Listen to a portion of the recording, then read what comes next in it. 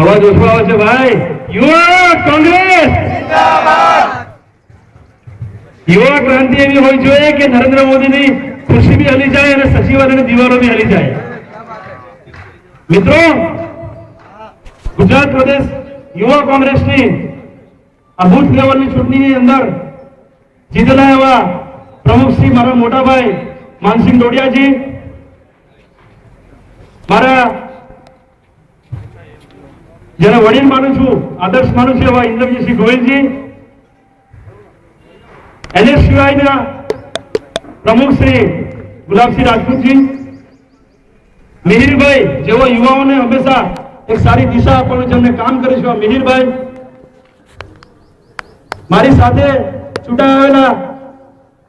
યુવા કોંગ્રેસની બોડીના માનનીય ઉપપ્રમુખ શ્રી પ્રકાશ ગુર્જરજી, માનનીય મહામંત્રી શ્રી ભરતસિંહ વાઘેલાજી, સમીર ખાન પઠાણજી, મનીષાબેન પારેખ, પ્રકાશ વાણિયાજી અને આ સમારોહમાં ઉપસ્થિત સૌ લોકસભા પ્રમુખો, એનએસયુના કાર્યકર્તા, યુવા કોંગ્રેસના કાર્યકર્તા, કોંગ્રેસ પાર્ટીના કાર્યકર્તા, આજના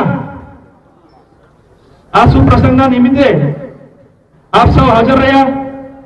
તે બદલ હું આપને દિલગીરીથી સ્વાગત કરું છું અને રાહુલ ગાંધીજીના હાથ મજબૂત કરવા આપ સૌ કટિબદ્ધ થાઓ એવી મારી આપ સૌને પ્રાર્થના. યુવા શક્તિ, યુવા સંગ્રામ, યુવા ક્રાંતિ આવનાર વિધાનસભા લોકસભા બહુ નજદીક આવી રહી છે અને આ રાહુલજીનું આ સેલાબ, આ યુવા કોંગ્રેસનું આ સેલાબ એ સચિવાલયની અંદર તાર હલાવીને નરેન્દ્ર મોદી સરકારને ઉડાડીને ફેંકી દેવા માટે એક આજે મોટો સંકલ્પ લઈને બેઠી છે. આવનાર દિવસોની અંદર મને વિશ્વાસ છે, મને દિલગીરીથી પૂરો વિશ્વાસ છે આ યુવા સેના ઉપર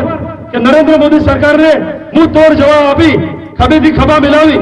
અમે સૌ રાહુલજીના હાથ મજબૂત કરવા, સોનિયા ગાંધીજીના હાથ મજબૂત કરવા અને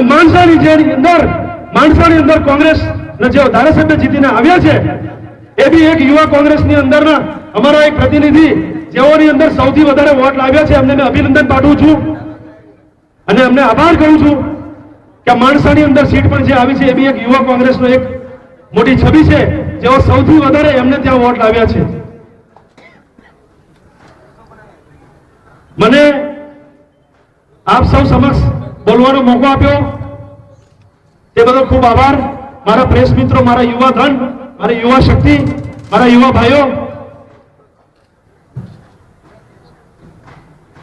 આ પ્રસંગને આગળ વધારવા માટે હું મારા બીજા ભાઈશ્રીને અરજ કરું છું અને આપ સૌ યુવાઓને આવનાર દિવસોની અંદર આ યુવા ક્રાંતિ જગાડવી